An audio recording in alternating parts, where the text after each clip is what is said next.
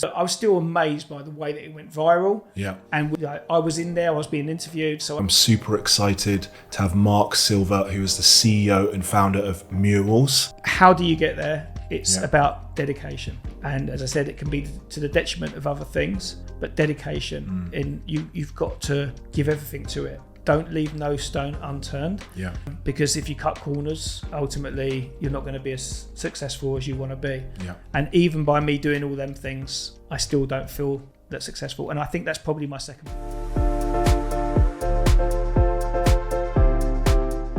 Hello and welcome to Founder Stories, the podcast for small business owners. I'm your host, Simon Kalu, and I created this show not only to motivate and inspire, but to give you actionable strategies to take back into your business, shortcutting your route to success.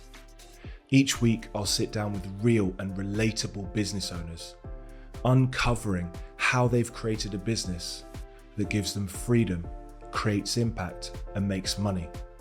So let's get started. Welcome back, guys, to season 2 of Founder Stories. We are here for the first in-person episode of season 2. I'm super excited to have Mark Silver, who is the CEO and founder of Murals. Murals is a street art company. Firstly, welcome to the podcast. Thanks for having me, Simon. I know you've travelled a long way, so I do appreciate it. Just a bit about Founder Stories first, and then we'll get straight into it. For those of you that haven't watched or listened, Founder Stories is about helping entrepreneurs and business owners with real life actionable advice, strategies, tips, and stories to inspire. So for me, I really loved podcasts like Diary of a CEO. I still really love them. But for me, they're more inspirational now and less practical action. Mm-hmm. You know, most of the entrepreneurs on there, and Stephen Bartlett always talks about, you know, the more people that subscribe and like, the bigger the guests can be. But as the guests get bigger, they get potentially less relatable to a business owner. So for me, we want to have relatable, actionable insights. So if you're an entrepreneur watching or listening, you're in for a special episode today. Hopefully today, Mark, we can share your story, just some lessons so the viewers or listeners can gain insight from that. And I'm particularly interested in how, you know, when we had our initial chat, what struck me is how successful Murals has been so quickly, how it's really picked up, how people have bought into that without you necessarily even actively trying through marketing, just through the work that you're doing. So I'm really, really interested in that. So let's start with you. Tell us a little bit about what you do, what the company is, and then we'll sort of reverse back to how you got to this point. Yeah, sure. So me personally, my background is graphic designer.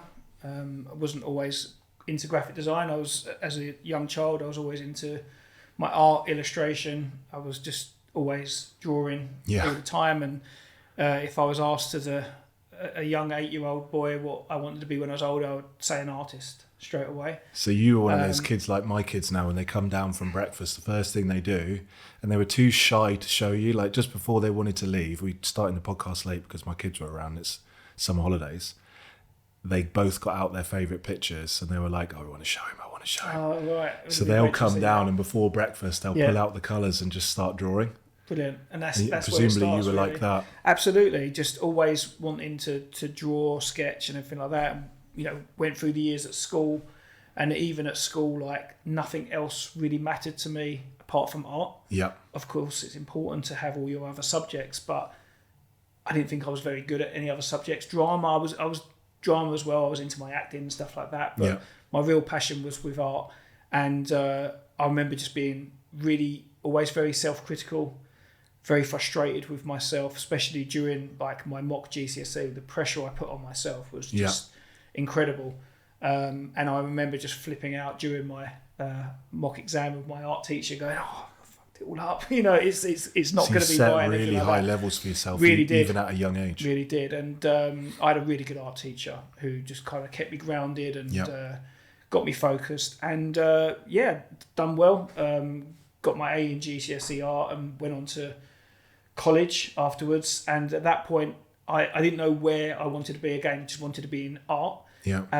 Went to college and studied art and design for a 1-year degree, which then kind of in the second year evolved into a broader art and design, which covered things from graphic design, photography, fine art, illustration, and publishing was the one thing out of all of them things I absolutely hated. Didn't like it at all. It was all, by publishing, what do you mean? So that was more like kind of page layout. Yeah. So doing a page layout and a design for a newspaper or a magazine and stuff like that. That was the one bit I just didn't like, and it was all done by hand. Yeah. My teacher was very old school, which at the time I didn't really appreciate. Looking back now, I learned a hell of a lot. Yeah. So I was doing everything by hand. There was one Apple Mac between the whole faculty to use, and really I never ever got onto it at all. Yeah. To the point that when I actually did go to university at Southampton, and I remember day one where they literally went, right, here's the studio, and everyone had their own Apple Mac. Yeah. I was like, oh wow, this is cool. And then when it come to sitting down, everyone turned it on ping, and everyone was just cracking on. I was like, I haven't got a clue. Yeah, because you've not done that before. Yeah. I hadn't done it. And how long ago was this then?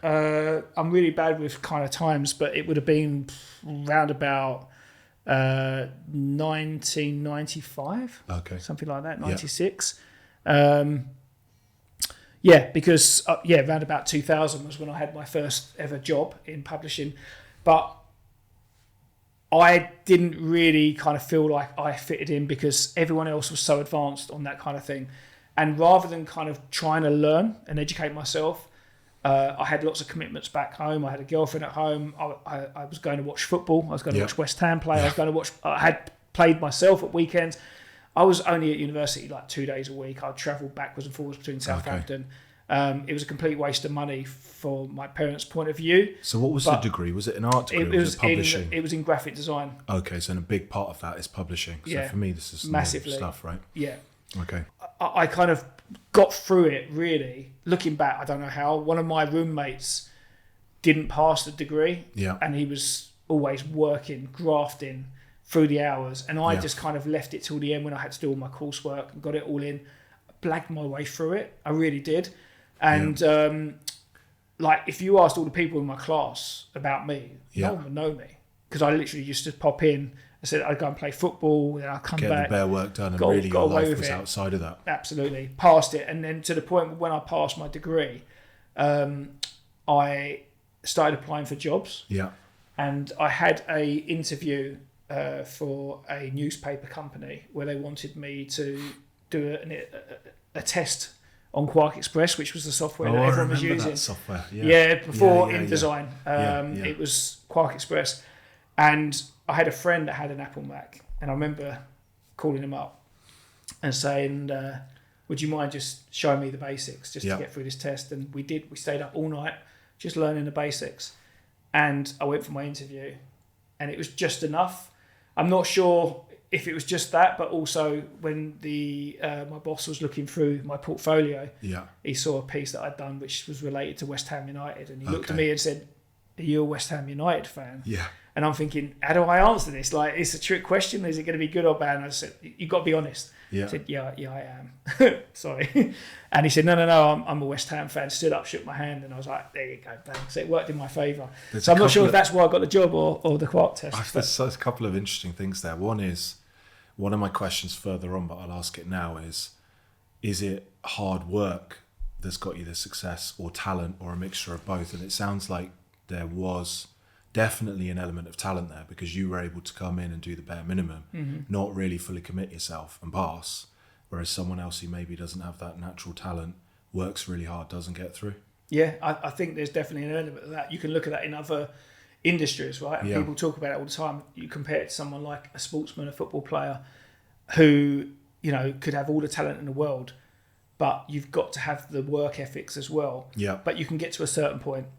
And I feel like I'd done that, and that was through my uni years. Yeah. I look back now and I tell people, like, I was lazy. Yeah. I really did rely on my parents in terms of, both my brothers had part-time jobs. I had the odd part-time job, but I didn't want to do it. I was really lazy. Yeah. I was really enjoying my teenage years, just going out, partying, having fun. And in hindsight, though, do you think that was a good thing? Because I'd say it was. I mean, you got to play football. You got to go and watch West Ham. Yeah. Like, I've got season tickets at Villa. I totally get that.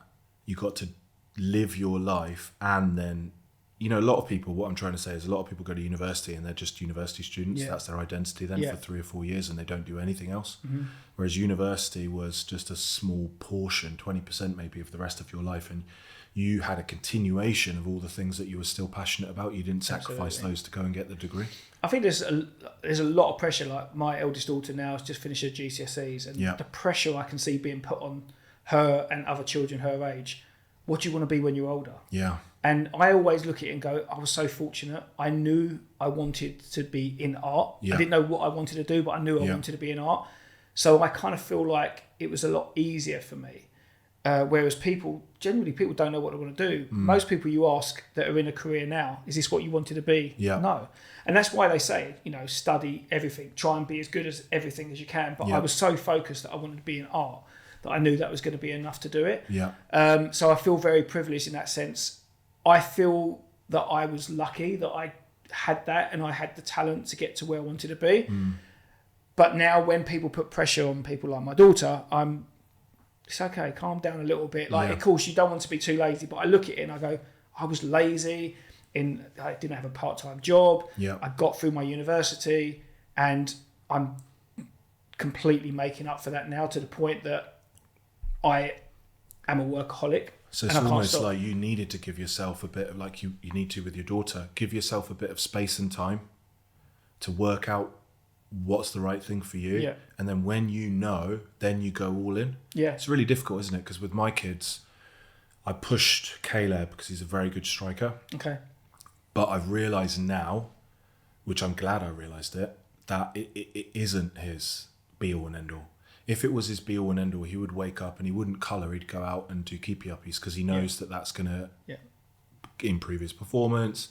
He's been into Villa, he's been scouted, so he's had that taste. Amazing. Some kids, then they would be obsessed by it. Yeah. He's got other interests. Yeah. He wants to, but he's too young yet, get a set of decks and learn how to DJ. He loves house music. So I think, well, there's two questions here. One is, well, it's not a question actually. I think giving her space and time is the right thing to do, and that allowed you to be fully confident to go all in. But do you think it's good advice to tell someone, find what you're really good at and passionate about and do that? Because some people say, forget about that, have that as your hobby. Do something for work that's going to make you the most money. It's difficult, isn't it? Because there's certain industries, and you touched on it with football, and you can go all in, and we know what the bar is really to really make it in football, especially in this country these days. So there's a lot of kids that don't quite make it, and then they've put everything into that, and unfortunately they're a bit stuck. So I think it'd probably be a bad advice to say go all in. I did do it, but I fortunately have my career path has kind of evolved itself around it.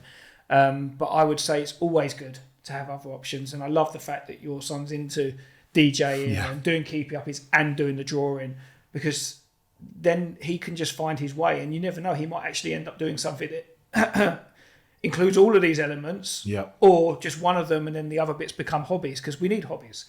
And I don't have many other hobbies outside of what I do, which is probably why that as I said, I've gone the opposite way now, where I feel that I'm a workaholic. I openly admit that. I used to kind of always just go, no, it's fine. Like I'll find that in time. I will find that moment where I can kind of go, right, there's work. I tried to find the switch off button, and I haven't done it. And in the end, I felt that it's best just to put my hands up and go, okay, I'm struggling. I can't find the switch off button. But I hope to find it in time. At the moment, whilst I haven't got it, I'm going to embrace it. I'm going to do the other thing, the opposite way. How long have you been running Murals? So we started at the back end of 2019. Okay. Yeah, so to me, you're still in that phase where, in an ideal world, so long as you're not sacrificing time with family, because you've got kids now, and that's the most important thing, you are going all in. So it's okay. Well, the thing is I had a publishing business. I had a publishing business for 10 years before that. Okay. So it's not like I'm just starting a new business and I haven't experienced running a business. Yeah, you can go from the outset, which is probably answer my other question. How have you been so successful so quickly? Well, before that, when I was working for other people, when I had jobs, and I've only had a couple of jobs, because my first job, I was there for 10 years. Yeah, so let's loop back. You got this job, both West Ham fans. Yeah. He gave you the job Yeah. in publishing for a newspaper. Yes. Well, How long were you there for? I was there for 10 years. Okay. I was there for 10 years. He was incredible in terms of the attention to detail that he would do. So in publishing, when he used to do all his markups and everything like that, he would zoom in a million times and draw the lines that would separate all the boxes and stuff. Okay. And he would measure it. He was OCD, like completely. Yeah. I developed that. I copied him and I had that. And when I was training people up, I would make sure that everyone had the same kind of attention to detail. It's quite funny looking back now about where that kind of developed from, but I learned so much from him in such a short space of time. I learned more in my first 6 weeks on this job than I did in 10 years of education. It's crazy, isn't it? And it's a big commonality with the most successful people that I had on in season 1, that they had we were speaking about actually the fact I forgot to put the lights on when I had Elizabeth Hoff in, who's now a world famous photographer. She used to sort of beg, borrow and steal to just go and be on shoots as an assistant to just observe the photographer. Lots of people think, okay, I'm a technician. Maybe for me, I'm an accountant. I'll go and start my own accountancy business. But they won't have the bit in between where they go and work for someone else doing what they want to do, or maybe doing something similar, who's a mentor, who they can learn from. And then if they do go off and start their own business, presumably after 10 years, that person would support you and also still be there if you wanted to go back and ask questions. The best thing ever as well, it was a small company. So I was learning not only to do my job, but that kind of expanded. And over time, what was happening was the company started, they were seeing that I was dedicated. So I treated it like it was my own business, which had its pluses and negatives. But I would treat it like it's my own business. And on that basis, I would just be all in. And by the end of it, they were making people redundant all the time around me. And my job spec was getting bigger and bigger to the point I was almost becoming indispensable to them. And I was getting paid so well that I was a bit trapped. I couldn't leave because I was getting paid well. And if I wanted to find a job somewhere else. So I was learning everything from doing the graphic design and the production to the distribution. At one point I was on a moped driving around North London looking for spots where the newspaper could go. So I learned everything to the point that I probably could have started up my own newspaper, and there was talks at one point of me doing it with former founders and former owners of that company. So as stressful and as hard as it was, I wouldn't change it for the world, because I learned every aspect of that business and that industry, and some things have helped me today. Some things have got no relevance, but at least I know how to do it. And I always feel that that's really good for anyone that runs a business, that they know how to do every job. And at one point they have done every job and they can. Because I totally at some point agree. you need to. Gary Vaynerchuk, if you're familiar with him, have you seen any of his stuff? No. It's an American guy. Sometimes has some negatives, I think, in his lessons around hustle culture and hard working, and he never sleeps and all of this stuff. But one thing he spoke about in one talk, which I always refer back to, which is exactly what you're saying, is you need to be in the clouds and the dirt. So initially you're in the dirt, right? Like doing everything. And then slowly over time, you spend more and more time coming up into the clouds, basically talking about working in your business and working on. But if you've never worked in the business and you only work on, I mean, people might counter argue that and say, yeah, it can work. Look at Richard Branson. He only works in the clouds. He never works in the dirt. But I think even then he does, because he'll go on the plane and act as a steward to see how that's working. Or he'll go on the train. Or he's done his 10 years running a student magazine or whatever it might be. Everyone who's successful has been in the dirt before they've gone to the clouds. Undercover Boss is one of my favourite programs I used to watch, because you see that them getting their hands dirty, and some of them have never experienced that before, and they get to appreciate what it's like. And I think it's really important to have all that knowledge about everything in your business. Yeah, 100%. So tell me what Murals does now. Well, so how would that all come about? So I was in this business, had a business partner, a guy called Jeremy Alamazani, a French African guy, and we met through another publishing company. And one day he approached me and said, I'm going to set up my own business in publishing. Do you want to come and work for me? And I said, well, actually, I'm thinking about setting my own business. Do you want to come and work for me? And we kind of both went, I tell you what, let's go away, think about it. We came back the next day and went, let's do this together. And it was brilliant because we were completely different people. Yeah. We weren't friends. We didn't know that much about each other, although I knew that in terms of his ability in sales, working with him in this other company, he was absolutely genius. And he obviously knew what I could do in terms of the design and the production side of things. Was that a conscious thought process then that you thought if we come together, looking at like disc profiles or people's different attributes, that you together would have a rounded skill set for the business? But only the space of 12 hours, because we had a chat and then slept on it and the next day, and I thought, you know what, let's just go for it. Yeah. And I think it's always better to have two people doing it together. And we just thought, let's give it a go, because the publishing company we're working with was folding, and we thought we haven't really got much to lose. I always wanted to have my own business, but as I said, it was always challenging because you've got an income, and that income was always quite good. Yeah. And then I had more responsibilities. I had. Did you have kids at that point? At that point, my first child was born. Okay. Had a house, had the mortgage. Yeah. So you kind of, it's more risk taking. And I thought, some people go for it. Different ways, don't they? Some people have their kid and they think, I'm never leaving my job. Yeah. And other people like yourself and like me think, I'm going to double down now and I want to be responsible for my own destiny. I want to give them a life that they can dream of, and I want to be in control of that. Absolutely. And I just felt that it was the right time to go forth and to do it. And I felt I'd learned enough from my previous business. I'd learned enough about how not to do things. Yeah. So I watched everything that they'd done, and there were some great things about that business, but I saw all the things that they'd done wrong. Okay. The main thing that they'd done wrong was the way that they treated the staff. Yeah. And the lack of respect. And apart from myself, who I was that's just the character I was, everyone else was, I'm going to shut down at 5 o'clock and I switch off. Because of the culture. Yeah. Is that, I mean, you see that in movies and stuff, don't you? Is that the culture of a traditional newspaper or publication entity? Because it's definitely the culture, and like I worked in music in the finance department, and the culture there is very like that. Like we don't give a about you. You're here to do the job. Yeah. I'm the CFO. You do what I say. I think it's the culture of most industries. Wow. If you can hear background noise, guys, it's like literally probably the worst thunderstorm I've ever heard in my life. On the hottest day of the year. On the hottest day of the year, yeah. But yes, sorry, what was we saying? Culture of entities and staff. And I was talking about that. And remember I mentioned to you I'm doing a bit of a daily day in the life vlog. Yeah, yeah. And I'm just talking to myself on the way back from the gym, and I'm trying to work out what's happened this year. And in our business, it's been one of the toughest years that we've had. We've still grown, but not like in other years. Yeah.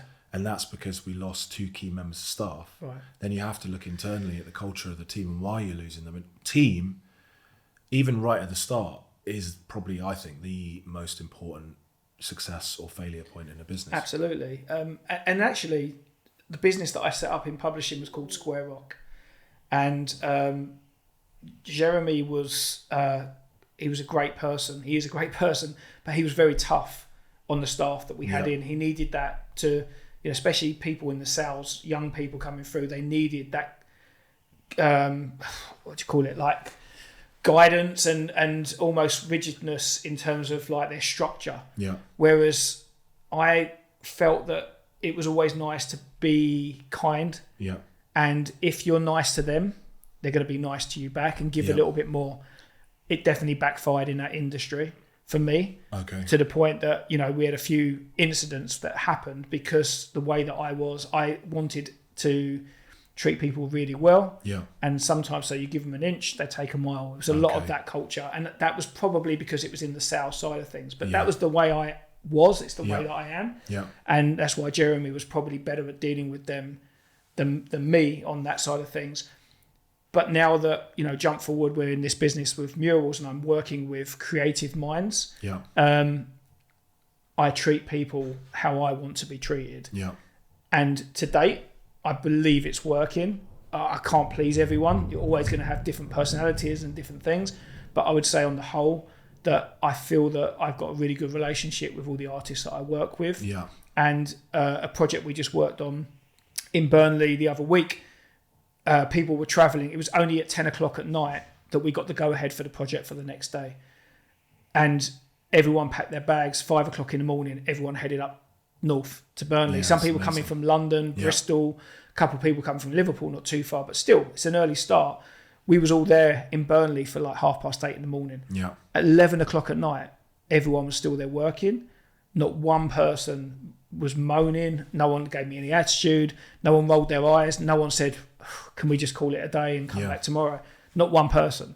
And I think that, and this was only last week, and I've had a few moments, but that was one where I stepped back and gone, I've really got my team on my side. Yeah. And they were fight fire for me. They would run through hot coals for me. And I feel that therefore I'm probably doing things the right way. And I'm doing it not just because I want them to behave like that. I'm doing it because I feel like that's the way to treat them. Yeah. But obviously it's working for me in this business. Do you think it has to be, or it has to start with recruitment as well? You have to recruit people who you know will go the extra mile and people who buy into your vision for your business. Yeah. Because you can treat them as nice as you like, in my experience. If you recruited the wrong type of person, they will still say at 10 o'clock at night, oh no, I can't do that because I've got X, Y and Z tomorrow. Mm-hmm. Whereas another type of person will say, I've got X, Y and Z, but don't worry, I'm going to move that to such and such and I'll be there. I feel like it's a case of, like I said, people do appreciate how I treat them or how Murals treats them. But I also feel that they're enjoying what they're doing. You know, a lot of these artists, they're kind of doing their own stuff. Yeah. But when they come with us, they can turn up and they haven't got to worry about anything other than doing what their job is. They haven't got to worry about the health and safety side of things. They haven't got to worry about getting the paints. Yeah. They haven't got to worry about the design. Everything's all set for them. And also, some of these artists are working on their own quite remotely. Yeah. All of a sudden, they're in a part of a team. So it becomes a bit of a social thing. So there's a couple of artists that actually are quite happy to work through the night because they see it as a social opportunity. Yeah, and they might have been working for days or weeks on their own, and that's their socialisation. But another point to pull out from what you've said is you then don't just think about staying in your genius zone. You're looking to keep each person in their genius zone and not have them weighed down with bits that they don't need to be concerned about. Yeah, which I haven't heard before. I hear owners talking about, I need to be in my genius zone, but not my team need to. Going back to my previous business, what I would do is I would look at, let's say, the competition or other industries, and everything that went wrong for that business or everything that people moan about, I just look at it and go, can we do it differently? Yeah. And there were so many different things when I set up Murals, what I wanted to do. And it's really strange because I didn't look at it as going, oh, it's going to be hard for me to do that. I looked at that as natural. And even basic stuff like keeping the team hydrated. Yeah. Right? They haven't got to go to the shops and go and get a drink. Like, I will literally go, right, I'm going to come back and make sure that everyone's got a tea, coffee or a cold drink or food. I don't want anyone to think about anything. All I want you to think about is what you've got to do. Yeah. And the more stuff that I can take away from them, the more focused they can be on doing it.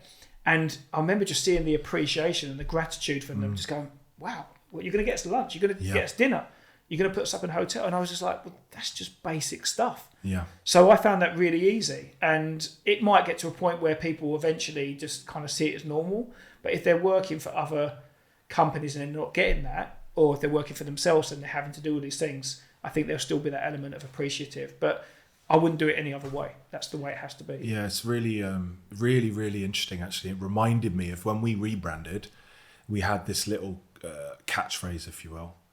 My branding agency will kill me for saying catchphrase. It was small changes, big impact. Right. So if you come to us, we're still a chartered accountancy firm, but we'll make all these tiny little changes to the way that we deliver your service, which will have a massive impact on your business. So you're doing these small things for them, but it has a massive impact because it all adds up. And what really matters in relationships is not money, it's thoughtfulness. Like with gifting, is that something that's thoughtful, or did you just think of that the night before and go and buy the most expensive perfume or whatever it is? You know, like with your missus, if you buy her a thoughtful gift, it's going to be much better received than something that you've just literally, run around Selfridges on the way back from somewhere. Which may have happened. My finance manager Joanna, she goes mad at me because one of the other things that used to frustrate some of these artists is we want to work for other companies is that they'd do the work and then they would get paid when the client pays the company. Okay, yeah. And I was like, no, you've done the work. Why should you be waiting for the money? So for me, it was always a case of as soon as you finish that work, you put your invoice in. And if you put your invoice in 10 seconds after you put that paint down, Yeah. my aim is to get that money into your bank account within an hour. Yeah. And, that was something that was frustrating to her, because she's like, I'm trying to manage the money here and I've got other things that I need to do. Why are you rushing to pay these guys? They're not expecting it. And I was like, no, because this is what I want to do. And again, builds up the trust, builds up the relationship. Yeah. Because they're not used to having that done.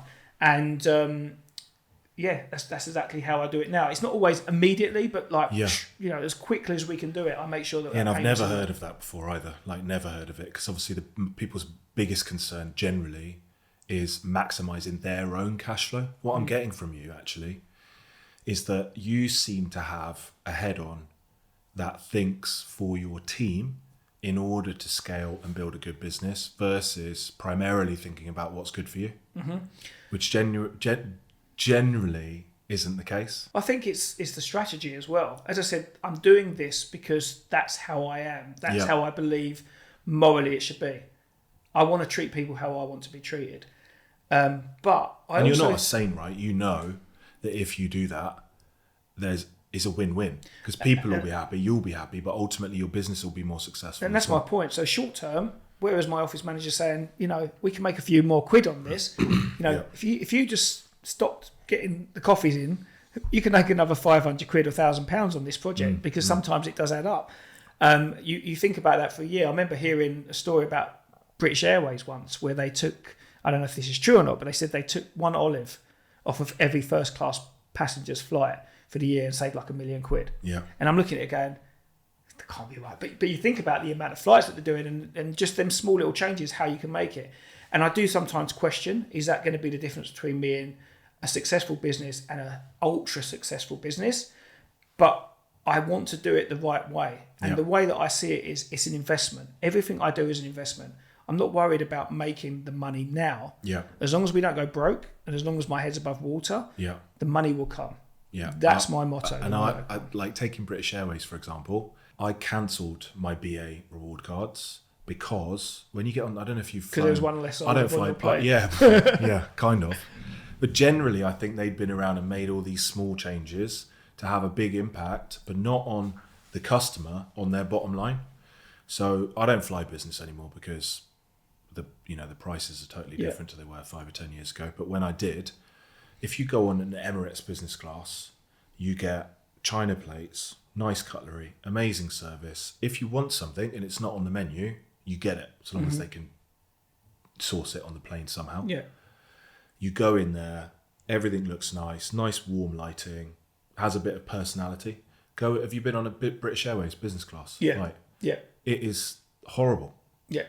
All they've done is designed it to fit as many people in as possible. There's no colour scheme. It's just all grey. Everything you get in terms of food, the food on the way out on British Airways, interestingly, is really good, because they have the UK caterers that come on. Yeah. And instead of maintaining those, because it'd be more expensive to pack that food, they pick up food from wherever they go to. So generally speaking, the food on the way back on British Airways is horrible. So cutting corners. Because they're cutting corners thinking this will make us profitable. Yeah. But in the long term, all that's happening is people are shifting from British Airways business class across to Emirates, across to Etihad, across to Virgin. Yeah. Then eventually they'll realise, and it will take so long to reverse that ship and get back to where they need to be. So where I'm talking about how I look after our team, Yeah. it's the same with the clients. Go the extra mile. They want this, give them a little bit more where you can. And again, it's an investment. And you do a great job for someone. Generally, if the opportunity comes again, they'll want to work with you over other people. Yeah. And why not, make sure that you do these little bits, because they will remember that. Yeah. Not always. Totally it's not always agree. the case. Sometimes it just purely comes down to who's cheaper than another one. Yeah. But in the industry that we're in, it's about, the creative side of it, but also the artwork. We've done a job for a client. I'm not going to name who it is, but it's a big company. And we went in there to create some artwork, and there was already a piece of artwork on the wall by a famous street artist. And they were talking about painting over it. And I was like, why are you painting over that? That's like a very well-known artist. People in the industry respect that. And they said they had a really bad experience with that artist. And when they look at the artwork on the wall, as much as it's great, they remember all of that, and they remember all the hassle that came with it. Yeah. Whereas when we went in there, like, we never said no to anything, and we were structured. And every time they asked for something, it was we would do it, or we would give a valid reason why we couldn't do it. And we just make everything as hassle-free as possible. That their experience was so positive, to the point that when I spoke to this client recently, because this was a couple of years ago, they said we're looking at doing some more artwork, and someone in the industry had approached them, and I said, okay, no problem. And they said, well, we're not going to use them. I said, well, okay, why is that? And they said, well, if we're going to work with anyone, it's going to be you. Yeah. And that meant a lot to me, because and it wasn't even about price or anything like that. I appreciate the other company probably would have been even more expensive, but it wasn't the point. It didn't come into it, and that's where I know that, again, it's the investment in doing these extra things. Yeah, 100%. I think a couple of questions there. One is, how did you keep track? Did you have a list of all those things that you wanted to do differently? You talked about, okay, I want to buy my staff drinks, I want to buy them lunch, I want to do this, I want to do that. Is that just in your brain, or did you write that stuff down somewhere? Here's what I want Murals to be. Here's how I want it to be different. Here's how we're going to treat the team, almost like a mission statement that's written down. Because as you scale, that culture comes from you. Yeah. Now, if you bring on other people at a leadership level, how do you make sure that that culture pervades through them and then down through their teams? So I'm really bad at delegating. Why I haven't got someone right at this moment in time that can take some of the stuff. I mean, I've got different people in different roles that do take a lot of stuff off me, don't get me wrong. But in terms of having someone doing the day-to-day stuff that I'm doing, I haven't quite got that nailed yet. And even to the point where I gave up the social media. I had a social media company going, we'll take it over. Yeah. I was so precious about it because I built it up all myself, and I'm not a social media expert by far, but I felt like there's certain things that I couldn't do. But in terms of, I have my best ideas at 2-3 o'clock in the morning, as any entrepreneur would do. I don't sleep very much. I get to sleep, wake up, and that's when I start writing things down and making notes what I want to do. Do you have a journal or? I just got notepad or my phone. I just do it in the middle of the night. Yeah. But things like making sure that the team are well looked after, no, I don't need to do that. Yeah, so it's not a structured, that's written not down conscious process. It's not a business plan. It's not a checklist. It's just in your head. That's natural. There's lots of things that I go, I need to make sure I do this, and this. Yeah. Making notes. Don't forget to get this equipment out. Send your receipts to your finance manager. All that kind of stuff. Yeah.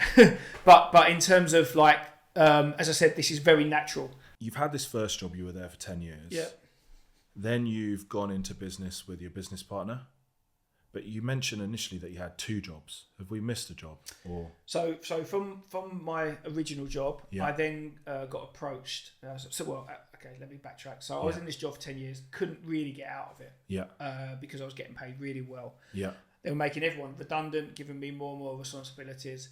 I became very good friends with the photographer at this newspaper. I'd met him years before, when I was a young kid going to a youth club, and he was security guard.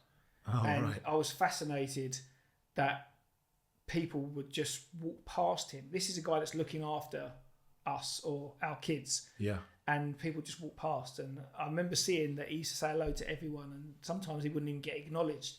And I used to take the time just to stand there and chat and learn a bit about him, and learn that he's a photographer. Yeah. And he was doing this to supplement his income to be able to make a book. Yeah. And then sometimes I would spend the whole evening not going into the youth club, just standing there chatting to him. Yeah. And years later, when I started this job on my first day, he walks in. And bear in mind, this was in East London where we lived. Yeah. This job was in North London. So it's not like it was around the corner. Yeah, yeah. And he just walked in one day, looked at me and was like, what are you doing here? And he's like, well, I'm freelancing and I just started my job. We then worked together for nearly 10 years, had a great relationship and worked really closely together. His story is absolutely incredible, but at the time I had no idea that he's actually a blind photographer. So his name's David Katz. And inspirational story when we've set up a charity called the David Katz Foundation now to help inspire and to help young visually impaired children. Yeah. But I never knew this. I worked with him for years, editing his photos, and he would tell me what he thought. We'd go for lunch, and now I realise that he would never actually look at the menu. He'd pretend to, but he'd always say, "I'll have what you're having." All these little things, because he didn't want people to know. Because he thought people wouldn't employ him as a blind photographer. Yeah. He thought people wouldn't like or respect his photography. It would be, that's good for a blind guy. Yeah. And he didn't want any of that. And, and it's an amazing story, a separate one for probably a separate podcast for you. But we worked together for 10 years, and what happened was basically he got stitched up in terms of, like, he was promised things within the company, and all that time they were then working on a structure to get him out of the company. Okay. And being one of the management there, I was aware of this, and I couldn't see that happen to not just a friend, but a professional. Yeah. I just didn't think it was morally right. And I had to stand up for this person, and ended up going to court because he took him to tribunal. I ended up going to court in his defence against my employers. Okay, yeah. Which was extremely tough. Probably one of the hardest things I've ever done in my life. Yeah, because they've supported you. You're ultimately going against the person that's been mentoring you by doing what you know to be right. Yeah. But I can imagine that's a really tough decision. I really got caught between two. I really, like, a lot of people had problems with these owners. Yeah. Because of the way that they were treating people, but they always treated me right. Yeah, because you were indispensable to them. I think so, and I, as I said, I liked them on a personal level. Yeah. But I didn't like what they were doing to David, and I stood up for them. And at that point, it made my position in the company very, very challenging. And I knew I had to get out of it. At the same point, I'd probably say it's the closest I ever come to having a breakdown. I remember going to a friend's stag do in Magaluf while all this was going on. Yeah. And I remember we was in a table, sitting around a table, everyone was drinking. We'd only just got there, and beautiful weather, and we was all chatting about everything and anything. And I remember I must have subconsciously slowly moving my chair back like an inch, because in my head, all I was thinking about, it might sound really strange, but you know when you play Tetris? Yeah. Did you ever get addicted to it? Yeah. To the point that you always just couldn't get off the game. Yeah. So in my head, I was literally having these random shapes, and I was trying to fit them like Tetris in my head. Yeah. And that's all I was thinking about, and I was comparing it to work. When I get back to work, I've got to do this, I've got to do that. And I was like, hey, what am I doing? I'm on a stag do here. Why am I thinking about work of a business that's not even mine? Yeah. And then something happened, and I remember just looking around, almost like I blacked out, and everyone was over there. I was a couple of meters back, and I wasn't involved in that. And I thought, I don't feel well. And I remember just going into my bedroom and just sitting there, and I called my girlfriend at the time, who's now my wife, and just said, I need to come home. Yeah. Something's not right. And I managed to get a flight the next day, and I had to apologise to my friend and my other friends, and I got on the flight home, and I went back to work and handed my notice in. The stress, the underlying stress that you've probably been going through that you weren't even letting yourself be aware of. I was so lucky. Just hit you when you came away from work. Absolutely. Someone had left the company and gone to work for a startup company, which is a huge company that was backed by multi-millionaires in the sports industry, starting up a newspaper, trying to compete with the Racing Post. It was called The Sportsman, and they would pick the best journalists in different newspapers and media, and the best designers and everything like that. And I got an opportunity to go and join this team, and I thought, what brilliant timing. And that was the only way I got out of there. Everything happened at the right time. I believe everything in life happens at the right time for the right reasons. Sometimes when things go really bad and go wrong, I just try and keep calm, because I always believe that there's something good's going to come out of it. And I've had too many experiences in my life now where that's happened. This was one of them. And then I went and worked for this company. It was some of the best times of my life in work, but it was a real media culture where it's sport and media, and everyone was just having a right laugh. Yeah. And there was a lot of gambling involved. There was a lot of drinking involved. So for a year, I had a bit of a blowout whilst working with some amazing people. And then the company didn't last more than a year.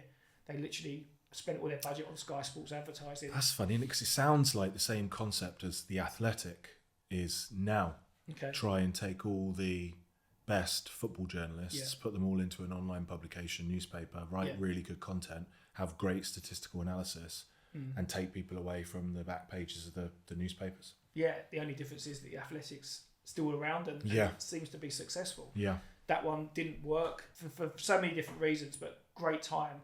And then all of a sudden I'm sitting there Everyone's drunk most of the time, drunk. potentially. And then all of a sudden I'm like, I'm out of a job. So I've gone from having a secure job to then having an opportunity to go and work somewhere else. But for the first time I'm out of a job. Yeah. And what I'd done was I needed to work, so I started freelancing. And then I got to experience different things. I was doing working on the Formula One magazine for a couple of weeks and then going to work on others. And I just learned lots of things. And then an opportunity came up to go and work for a publishing company. My first job was to create a book for the Queen's Jubilee, which I thought was quite incredible because it was being delivered to her. And this was a company that was run... I think it's the first company that I've seen how it was run so badly. Yeah. In the sense that the staff was treated so badly. I was treated badly, and I'm not talking about in terms of like a salary or anything like that. It was just the way that I was being spoken to. The dread every time this boss came into the room, how everyone changed and how everyone reacted. And I think that that's where a lot of my relationships now with my staff has come in, because I never ever want anyone to feel like that. And as I said, it had a bit of a negative effect on my publishing company because I treated them so well. Yeah. And sometimes it didn't come back. And maybe that's when I started thinking, is that why my boss was like that? Because how people, if you don't sort of be brutal in terms of trying to get that respect, you're not going to get it. Yeah. But it didn't work for me because I wasn't that character. So I think that a bit like a football manager, I think that you have to be clever in terms of how you treat your staff. Yeah. You put your arm around some of them. Some of them you need to kick them up the backside. Yeah, each one's individual and you need to do it at different times because you do get managers, you know, who are technically so good but never give their players a bit of a kick up the backside. And I think with footballers, they almost want that sometimes because then they know when they're doing well and they know when, because there's this rise and fall. Of course. You look at Unai Emery for Villa, if you're doing well, he's your best friend. But if you make a mistake consistently in a game, I've seen him rip people to shreds. Yeah. But these are adults and they're footballers and they know what they signed up for. Yeah.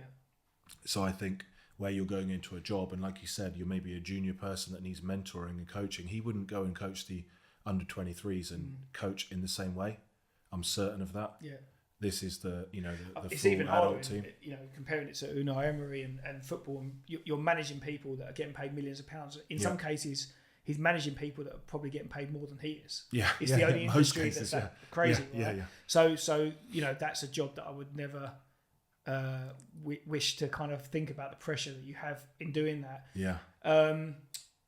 But yeah, it's about how you treat people, and then ultimately I think that you get that back. And I learned a lot of things from this business and from this character. Yeah. And when I went to set up my own business, I tried to keep it that way. It didn't quite work like that in the publishing. We worked, I think it was nearly 10 years that we had this business together. Yeah. And it was a lovely business. It paid me a salary. Yeah. It paid the bills for them 10 years. But I felt like we never got further where I felt we had the opportunity. We made some amazing contacts. People looking from the outside looked at it and went, God, you're doing well. You know, you're traveling all around the world. You're creating this beautiful publication. So is this your own publication? This is me with my business partner. Yeah, so you with your business partner, you had your own publication. That's right, yeah. So it was a publication that we created. It was a German title called Das Erbe unserer Welt. It means Heritage of Our World. Okay. And it was basically, we piggybacked on the subscribers of National Geographic, which is such an iconic magazine globally. But we created this publication that was a gift to the subscribers, and it came out every 6 months. Yeah. So no one had to buy it, no one had to pay for it. Yeah. And we just piggybacked on that audience. So it was funded by advertising. Yeah. No one none of the clients that work with us would have known who Das Erbe unserer Welt is. Yeah. But if you say it's in association with, we're working with National Geographic Deutschland, even to the level of the secretary, they would stop and go, "Oh, this is big," And that's where it kind of worked, and we got our foundations. Yeah. And I said we had a successful business for 10 years. We came up with all these other great ideas and side projects, and we just couldn't get them over the line. Okay. And I don't know, the reasons, whether it's because we weren't focused enough, maybe we weren't able to do it. Richard Branson, you mentioned, his model was always employ people better than you, more clever than you. Yeah. And we just never managed to do that, whether it's because we didn't have the funding to do that. It never took off. And I think that's what held us back. And in the world of publishing, it's getting harder and harder. In terms of budgets for some of the clients and advertising, they're getting stricter in terms of what they can do. Everyone's worried about their boss and making the wrong decision. So it was getting harder and harder, and I could see the way that it was going. And my role was to design. That was what I'd done, design and produce. Yeah. Over the years, I found myself going, do you know what, I better jump in here. And I was picking up the phone. I wasn't a salesman. Yeah. I never saw myself as a salesman, not because I didn't want to be, just because I didn't think I had the skill set. Yeah. I didn't think I had the confidence to pick up the phone. And what happened was we had no option. We were going bust if we didn't sell more advertising. Yeah. And I remember picking up the phone a few times, and I don't know if it was my first client, and one of my first clients was Visit Savannah. So Savannah is in Georgia. Yeah. And my daughter's called Savannah. Yeah. And I thought, it's a nice name. Genuinely, from the heart, I wanted to work with Visit Savannah. Yeah. Because there's a connection. Yeah. And I can tell them, this is my daughter, and one day we want to come over. And it was my first client. Yeah. And all of a sudden there was a spark going, I can sell. Yeah. I can do this. I've got all these people that are coming in to work for us, and I feel like I can do it better than them. And that was it. All of a sudden, I found that passion, and I was selling. And I was doing 30, 40, I think I'd done a £50,000 deal with Visit Malaysia once. It was like, I think I'd done a few of them. Yeah. And then I thought, oh my God, I can sell as well. And as much as I got the buzz out of closing them deals, I was going, I'm not doing what I love doing, which is designing. And I found myself doing that more than that. So whereas it kind of went from 10% of my time doing the sales, it became 90% doing the sales, 10% designing. My design never suffered. I just managed to get it done quicker, but I spent less time on it. And that was through necessity at that time, it was right? necessity. And where I had that OCD in, like what I learned from years back in terms of making sure all the lines used to come up and everything like that, I found myself not cutting corners, but just not giving it the added attention that I wanted to, that I could be proud of. And I could feel that slipping away. And at that point, I realised that I don't want to do this anymore after 10 years. And I wasn't quite sure, because me and my business partner had gone through a lot together. And I thought that, we're very different characters. What do I want to do next? Is my relationship with him, is he holding me back? Am I holding him back? I just didn't have the answers to a lot of things. And I know that he was a bit frustrated as well in where he was in his life with the business and his abilities in what he can achieve. And again, always looking to see what else can be done. And I remember just sort of stepping back and going, right, if I want to do something else, what can I do? And I literally, I always compare it to like a little bowl of marbles, and each marble represented an opportunity, and I put them all in there. And I was just like moving them around a little bit. And one was actually to manage an artist. There was an artist that I found living in America that was really talented, very nice and easy to brand up, beautiful looking girl. And I just thought there's an opportunity here. And we started talking about doing that kind of thing. But it didn't work out. One door closed, another one opened up. And one of the things that I had, one of them marbles, was that when we was decorating our house, I wanted to have an opportunity to get all my old football kits out. So I'm a big West Ham fan. I had football shirts from all through the years sitting in boxes. And I just thought, it's such a shame keeping them in a box. So when my son's room was being decorated, I thought, let's give him the room that I would have wanted as a kid. The son that turned up today, and I thought he had an Aston Villa kit on. I was so excited, but it's actually same colours. Kit. And now this season's Villa kit is the same colour as last season's West Ham kit. But sorry, carry on. No, that's so you're getting the kits out of the box. Got all the kits out of the box, and I was like, right, how do we do this? And I was thinking at first just to bung them up on the wall, perspex it, and it'd be a beautiful backdrop. But then I thought, but then you can't update it with new kits. The light hitting it will probably make it fade.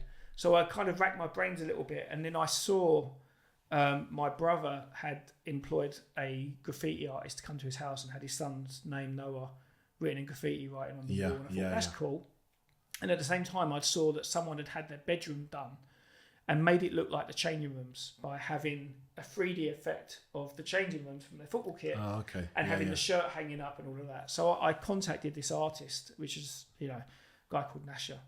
And I said, would you be able to do this changing room effect? But I don't want you to paint the shirts. He was like, what do you mean? Like, that's one of the things we do. I said, no, I want you to do everything. Shirt, shorts hanging off, the bench, the bags, the ball and everything like that. But don't paint the shirts. My idea was that I'm going to drill a real peg on the wall and then hang the shirt. Yeah. Because then they're the real shirts, and actually we can change it every week. We can change it every day. His room's going to evolve all the time. Yeah.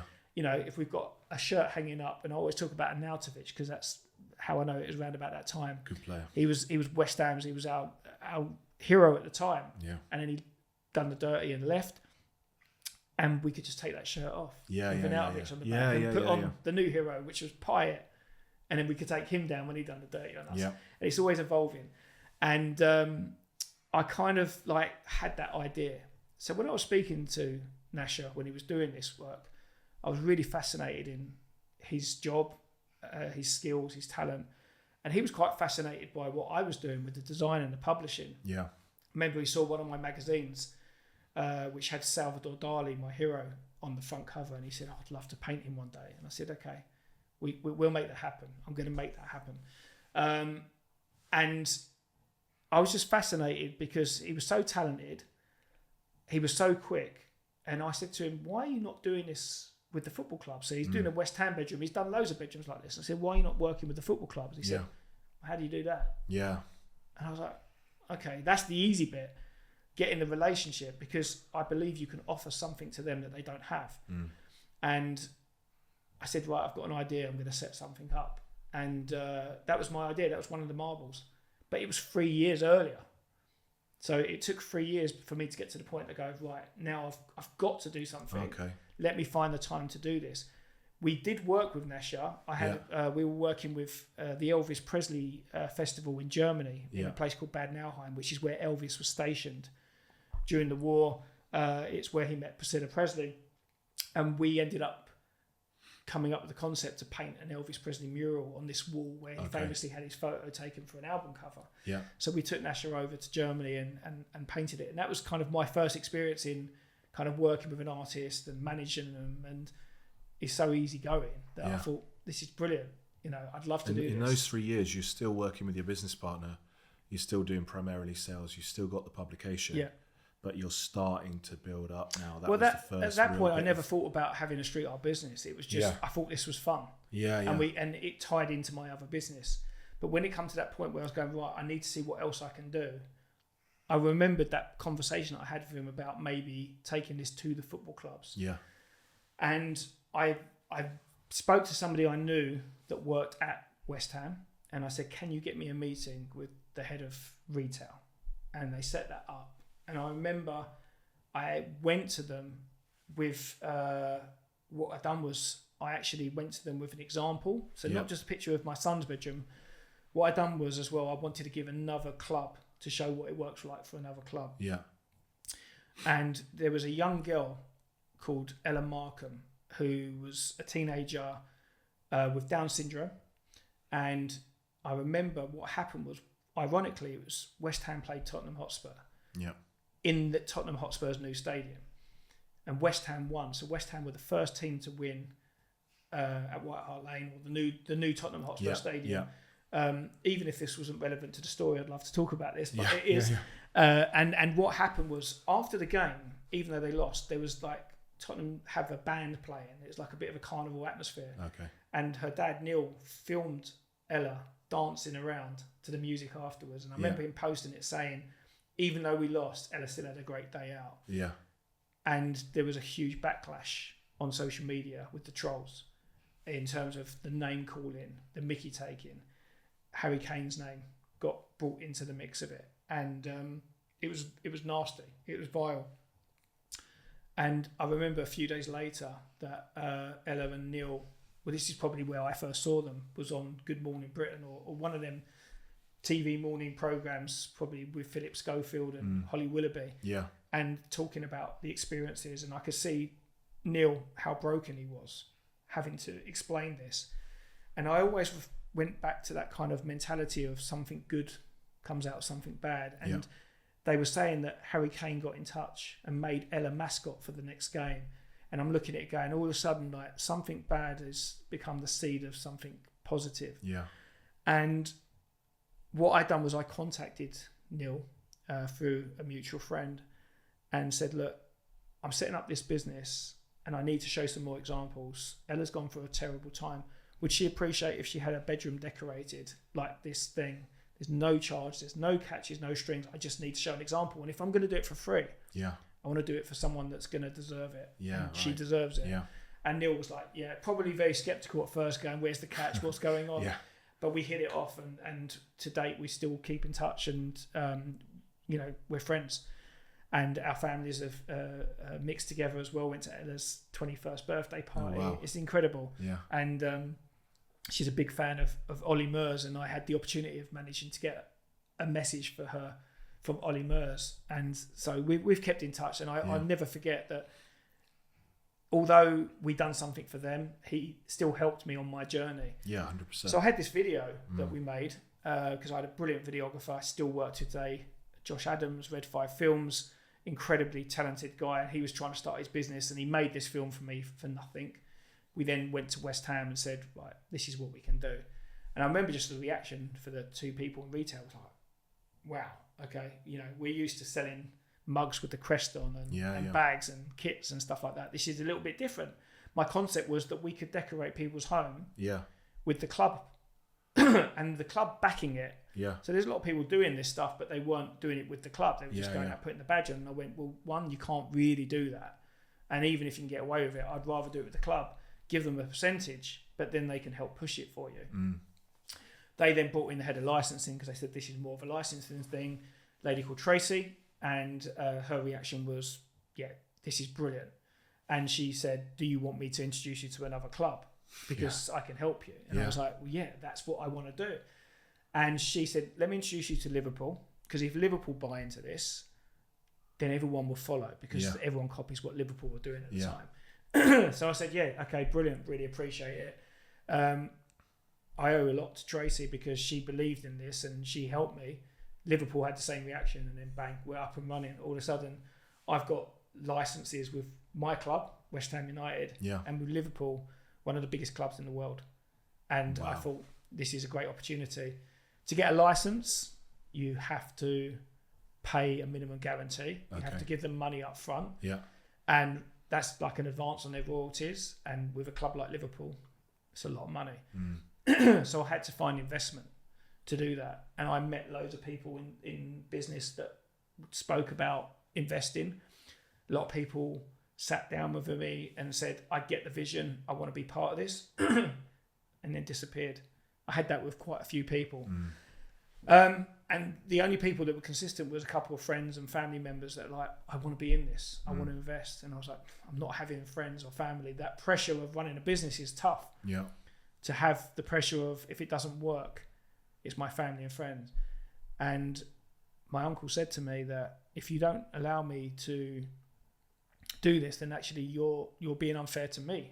You're stopping me having the opportunity. I'm doing this because I want to be involved in this. And I was like, thought about it a little bit. And I remember I went up to Liverpool, had a meeting, and the reaction was so good. We come up with a great strategy for marketing that I thought, let's do it. But my mission was always to make sure that I pay back the investors. Even though they're going to be shareholders, it was, let's pay them back as quickly as possible. And that was always my mission from day one. Don't worry about paying myself.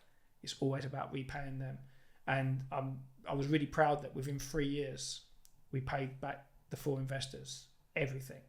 That was always my mission. So now anything that we can get in shares, it's going to be profit for them. So their investment was great. So that was really important to me.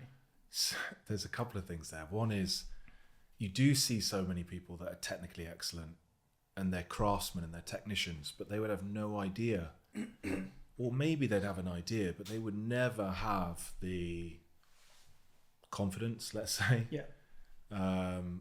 to go and pick up the phone and get on the phone, which is what it would take, rather than just blasting off an email or whatever. Yeah. To get in that room, then put yourself out there to front up the cost of the videographer and all the other things, to get to the point where you're still taking a chance, aren't you? And that is the mark of a true entrepreneur in my case, is they're willing to take a chance and put yourself out there. Yeah. And get over, because you would have had a fear of failure like everyone. Massive. But you've got to get over that and get yourself out there. But then once you get that first little ball rolling, then you're away, aren't you? You're away to the races and you've given yourself some confidence. So they gave you the licensing deal, you took investment, you paid it up front. And just from a practical perspective, so I can understand it, what were they doing in the shop or online or email? They're promoting that as a service, and then people had a way of getting in touch with you. Yeah, so we were responsible to promote it ourselves. Okay. They would never... Would they give you access to their list, their email list and things like that? No, so it was literally... But you could make a social media post and tag them in it or something? Exactly that. Okay. And you could use confidently the badge and stuff like that. But my model was, if I can do something that their marketing team... So forget the licensing team, their role is to get minimum guarantees and then get royalties off of you. Yeah. But I thought if I go to the marketing team who are there to promote the club in a good and positive light and always be groundbreaking and forward thinking, if I go to them with a concept that's going to make people look at them and go, wow, that's incredible, then it's a no-brainer. They're going to promote me. Yeah. So although they were told you can't rely on us, I thought, well, let me have this meeting. Yeah, they want to, because it's adding value. That product in itself, which I guess is your first product, right? Your first product or service. Yeah. It's adding value to the fan. And it's like a football club has to have a fan base that is dedicated, committed and grows. Yeah. And they're going to have it done. Then they're going to share pictures and then it grows and grows and grows from that. So my concept was, the original Mark 1 of Murals was to create street art in people's homes. Yeah. So under license, we could do it with the football clubs, but rather than going to a commercial gallery and buying a nice picture for your wall, we could get real life street artists to come in and decorate that wall with your piece. And I just thought that was really unique. And it's something really that kind of a high net worth person would want. And then I'm dealing with people that you don't have to haggle on. Yeah, and you're also making connections by doing work. Absolutely. Yeah, because they're running their own businesses. And it made perfect sense for me to do that. And I went to the marketing team at Liverpool and said, look, if what I'm willing to do is to give up a bedroom every few months, and let's find a child that has had a bit of a tough time at school, being bullied or, through ill health. They just need that kind of motivation and mojo. Let's decorate their room. Let's give them DIY SOS. That was my concept. Yeah. Let's create that, but let's do it with street art in your bedroom. Yeah. And that's all I had in my mind. And the marketing team got it straight away. One of the ladies there, head of marketing, Harriet, she was fantastic. She got it straight away. She went, I can see how this is really great for your product, but it's also really good for the club. And we went forward, and that was our concept. We launched just before Christmas. So we had this amazing story of going into these these two children into their bedroom. Yeah. They shared a room together. We decorated it all with Liverpool and street art. We had Mo Salah on the wall, and we had this changing room experience. And Liverpool went to some of their other licensed partners, and they got carpet and bedding and everything. Wow. It was just absolutely brilliant. PlayStation in there.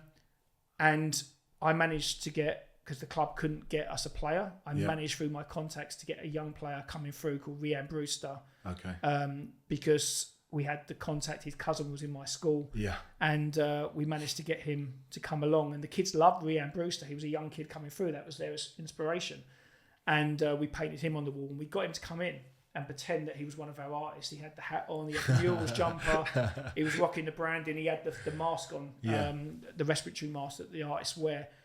And he's chatting to them going, do you like that player? Do you like Rhian? And all that kind of thing. And they were like, yeah, I loved it. Then he pulled the mask off. Wow. And it was the best reaction, because the kid looked at him and went, is it? And then he got the photo of Rhian that he signed that was sitting next to his bed and compared it next to his face. And it went crazy. I mean, it went viral. Yeah. Because you're videoing this and creating content. So you've also got the idea at the time to document that. Yeah. Which would have been in, 2019? So this was 2019, Yeah, Christmas. So it's still early for people creating content as, you know, a documentary style. Definitely. It's not. It's like everyone's doing. So it now, but LFC, it wasn't really done then, right? No, LFC TV filmed it. We were going to film it, but they said, no, you don't have to. We'll capture all the content. Yeah. So this was my project. This was my concept, and we were going to work with Liverpool. Just before it was coming out, there was a hold up. There was a delay. Yeah. They said that it's been delayed. Okay, wasn't given the reasons at the time. And then ultimately it turned out that there was a lot of internal fighting because people at the club in certain divisions didn't want to promote Murals. Okay. They didn't want Murals' name to be mentioned. Now, in the video, it was clear that it was a Murals project, but in the wording and stuff like that, they said because of our sponsors, we can't mention Murals. It's instigated by Liverpool. Yeah, and kind of looking back at it, I get that, but it was so frustrating that it got this far. Yeah. And then they said that all of this, so it's my project, my concept, my gift. Yeah. And I was going to film it, but you said, no, let us film it. And all of a sudden, I can't have my name on this. Which makes sense because they're paying them tens of hundreds of millions of pounds. And Absolutely. they're saying, we're not getting this Instagram reel that has had 10 million views. Yeah. So that was my first experience of being stitched up. Yeah. And as I said, I don't think it was always planned, but it didn't go the way that it was meant to go, the way that we'd planned it. And there were certain people within the club that were really frustrated by that and on my side. But that's the way it went. That's how it was. And it set me in good stead because I learned when I was working with other clubs in the future that let's do things properly. Let's get everything in writing. Let's agree everything first of all. It went out, but we didn't quite look. I was still amazed by the way that it went viral. Yeah, and I was in there. I was being interviewed, so I still got publicity from the back of it. The thing that really did screw us up is that 2 or 3 months later, we went into lockdown. So all of a sudden, my concept of going into people's houses and decorating the bedrooms. Who knows? At that point, no one looked at it and went, it's going to be a few months, it'll be blow over. People were talking about this is going to go on for years. You know what? That was this your might business, be the future. Right? That was the product. Yeah. So we're screwed. I've just started up this new business and we're absolutely done for. And I remember sitting down with my business partner on my publishing and saying, I think I need to carry on doing this for a while because I'm just not confident in this now. But obviously that business was a bit screwed because people weren't advertising, especially like holidays, travel and destinations. Yeah. So everything was really kind of a bit of a blur. Print media generally is declining. Right? Yeah. It was tough times. However, it's probably the most relaxed I've ever been in my professional career. All of a sudden I'm at home. I'm with my kids. I'm with my wife. It was beautiful sunshine during that lockdown period, the first lockdown, and we were like, oh well, let's just clear out the house, like let's play games together. Before we started thinking about homeschooling and all that, it was the best few weeks I think we've ever had. Reconnection. Because I didn't have to worry about work. I've always felt like if I stop working, I'm worried about what I'm missing out on. Christmas was always the time that I really liked because I felt like I could switch off because everyone switches off. Yeah. So I felt like I can get away with it, but I'd never had that any other time of the year. This was the first time I thought I can chill out, I can relax. And how old are your kids now? My eldest is now 16, my son's 14, and my youngest is 11. Yeah, so they would have been like 12, 8 or exactly. 9, the young, 5 or 6. Young, perfect and age to spend time with. It was great. It was brilliant. And then over the weeks, you see that people were starting to get a bit itchy and wanted to start going back to work. And that's when I thought, okay, I now need to think about what I'm going to do. And I had this idea. So Liverpool Football Club at that point were going to win the league. Football had stopped, as you remember rightly, but they were so far ahead that everyone knew that they were going to win the league if football was coming back, because there was an if. So what I done was I got in contact with one of the big fan groups, Red Men TV. And I said, look, there's a beautiful mural of Trent Alexander-Arnold that went up in Anfield the year before. And I said, could we do something like that to celebrate winning the league and do it with you? And they were like, yeah, this is brilliant, but we're a bit nervous about committing to that because Steven Gerrard, when he slipped up, right, you don't want to bock it. And I said, no, well, let me take all of that on. Let me make the plans. And if you get there, we'll make this happen. So it's probably about 6 months, I think, if you talk about when football stopped and then when it came back. Yeah. And what I'd done in that time was I'd already been door knocking on all the houses around the area saying, you've got a gable end wall, you're right next to Anfield. Do you want a mural done? And I remember just getting like people saying, are you mad? Like, I don't even know who owns this house. So they were renting off someone, or they were an Everton fan. Yeah. But I had a few that were Liverpool fans that went, I'd love this on my wall. Yeah. Please do it. And as I said, at this point, there was probably just the Trent mural on there. So what I done was I planned it that the night that they lifted the trophy, we had our team out on a scissor lift. So the club photographer beamed us over the photograph as Henderson lifted the trophy. And our team worked through the night to get that mural done. It was really stressful for me because it was the first one I'd done on this kind of scale. I had a lot of people around me saying, don't worry, it'll be all right. But lots of things were going wrong. We had a neighbour coming out going, you know, you shouldn't be doing this at this time of night. The scissor lift's keeping my kids up. Like, we had all these things I hadn't even thought about. And the next day, Jordan Henderson came down with his dad, and his reaction was like, oh my God, what a tribute to me. And he had his photo taken and he signed the wall, and I was like, yeah, this is what it's all about. Yeah. This is bigger than any bedroom I could ever imagine. And then Redmen TV said to me, we've just had a call from BBC. They've asked if I can give out your number. Are you okay with that? And I was like, go on then. So BBC called me, BBC Sport. Yeah. Said, would you be interested in painting a piece for the start of Match of the Day? Okay. We haven't got a big budget. That's what they said. We haven't got a big budget. So this first one for Liverpool, did they pay you for that, or did you again do that Liverpool, as something to get you going on this product number 2? So Liverpool didn't want me to do it. Oh, okay. The licensing team didn't want me to do it because my license was to do homes and bedrooms, not to do outside. Yeah, which you can't do. And I said, well, that's fine, but there's another one, or there's a few people that are starting to do these murals that don't have a license. Yeah. So by me having a license, I'm being hindered. Why can't I do this? And the fan group basically turned around and said, if we don't do it with you, we're going to do it with someone else, but we want to do it with you. Yeah. So they wrote to the club, and the club just said, okay, go ahead and do it. But it took a bit of pressure in the end from the fan group. So we done this, and obviously, as I said, Henderson came down. BBC called me, said, do you want to do Match of the Day? And at that point, they said we had a small budget. I would have paid them. If they said, can you do the beginning of Match of the Day? I would have paid them. That was like the dream for me to have done that. So that's it. We then worked on this piece for Match of the Day, and then I just realised that this is really easy because we're creating incredible content and incredible artwork that was a growing trend. Street art was really being popularised and appreciated by people. It's been around for years, but all of a sudden people are starting to like it. And then you mix something like football, which is, you know, the passion that goes into that. Yeah. And then the love for art, and on a large scale, you mix them two together. It's the perfect ingredients to create something that people go, wow. And that was it. And the rest is history. And I always say, since then, we haven't done many bedrooms. Steven Gerrard's son had a bedroom done by us because he asked us to do it. And other than that, we haven't really done too many bedrooms as murals because the publicity you get from the big giant walls, that's where it's at. Yeah.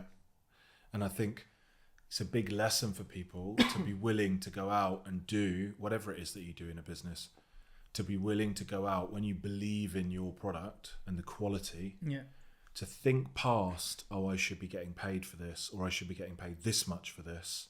I can't remember what book I was listening to, or podcast or whatever, a long time ago, but that always resonated with me as well. When you first start out, try and pick the highest profile client you can and go and do some work that demonstrates your value in exchange for a case study or documenting it and being able to share it. Like for me, I could go and maybe call up the biggest influencer in an industry niche and say, I'll coach you on your numbers for 6 months for free. Yeah. And we don't have to share your numbers, you'll just at the end give me a written testimonial, whether it was good, did it deliver value, whatever, right? If I know then that that person is followed by 10 million other people that aspire to be like that person, it's just a no-brainer for me. But I think lots of people, I don't know whether it's ego or they have to pay their bills, skip past that first bit of doing good work either for free or for very little, because they're worried about then, what do I do to the next person? If that person finds out that they've done it for free, how do I charge the next person? Like, how did you unravel that, slowly start charging what you were worth? But that goes back to what we spoke about at the beginning, which was investment. You're investing in your business. 100%. And the way that I see it is, I always felt that I wouldn't get a client like Liverpool to pay me to do something, or BBC Sport, because we're unknown. So those are like Gymshark grew so quickly, not because of the quality of their products, definitely not. Some are really good, to be fair, and last for ages, but most just fall apart. Hopefully they won't sue me for that. I don't think they'll be listening. If you're telling the truth, you can't be sued. Okay, fair enough. They had influencers go and wear the product. They either paid the influencers or they made it worth their while to come to their events and use their audiences to then charge your regular person. And it works so well. I always felt... Like, 2019, people weren't doing influencer marketing. So you're coming up with some of these concepts. Well, maybe they were. Some people were. You're coming up with some of these concepts by having that thinking time. I guess, like you said, you come up with your best ideas, walking the dog or going for a shower or whatever. Or when you first get up in the morning and journaling, which is another big takeaway for people. Get up, get a pen, get a journal, get a coffee or whatever gets you going, and write your ideas down. And then you're executing on those ideas. Well, it came from my publishing business. Like, we had National Geographic's name behind us, but ultimately we couldn't have attracted the top brands because we didn't have the numbers behind us or the experience behind us. So we kind of went, let's pick out a client that's out of our reach. So we're not even losing out. It's a client that would never work with us. Aston Martin. So we contacted Aston Martin and said, would you be interested to advertise in our publication? It's a high net worth audience. And they're like, no, we don't advertise. At that point, they weren't advertising, especially in publications. And we said, we'll do it for free. What's the catch? There's no catch. If we do it for free and we open up the magazine, you see Aston Martin, all of a sudden, any other high profile client that we go to afterwards are never going to question whether we're good enough. Because they're going to look and go, if it's good enough for Aston Martin, it's good enough for us. They have no idea that we gave that away for free. Now, it wasn't that easy. Aston Martin said, even if it's for free, we have to do a lot of checks. Of course. And ultimately, we got them on board. And we gave them what you call in the industry a filler. There was space in the magazine. Let's put them in, give them a prime position. And that's what helped us. And I took that mentality. So when I started the business, I was like, let's try and go for a client and Sony Pictures, Ghostbusters. Let's go to them and say, we're going to create not just a piece of artwork, but we're going to create a production, a video showing the making of the mural, which is a promotion for your new film.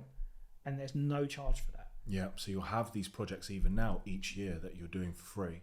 They're flagship things that you get worth and value from and allow you to promote your brand. We don't do it anymore. Oh, you don't do it at all? We don't do it anymore. We do a lot of freebies, but the freebies that we do are charitably led. So a charity or an individual. So at what point, that was like, I really want to know the answer to that question, which is at what point do you decide, okay, we're not doing that anymore? And how do you then go back to someone who did it before for free and say, we have to charge you now? Probably a couple of years in. You got to remember the first year was a bit of a write-off because we're learning and it's during the COVID times and there weren't much going on. And then all of a sudden, once everything opened up, bang, all of a sudden we're getting inquiries that I couldn't keep up with. Okay, so once you feel like demand is at a certain level, on feel, you can then transition. There wasn't time. There wasn't time to be able to do these things for free. There are projects that I wanted to do and there's still projects that I want to do today that I might not get funding for, that I want to do. They're the passion projects. For the creativity. Absolutely. Or the marketing side of it, but I haven't had to do it for quite a few years now. But it's not to say that we wouldn't do it, but ultimately we now get people coming to us. We've never advertised what we do other than put it out on our social media, which is obviously advertising in a way, but we've never done a paid for advert. We've never had to pay for anything. Everything's become organic. But that comes back to staff, comes back to quality of service on client, comes back to what Tony Robbins calls, who's on my mind, 'cause the business mastery is happening this week, which we support. Raving fans. Like, are you delivering what he calls, it's very American, but massive value. I can't do an American accent.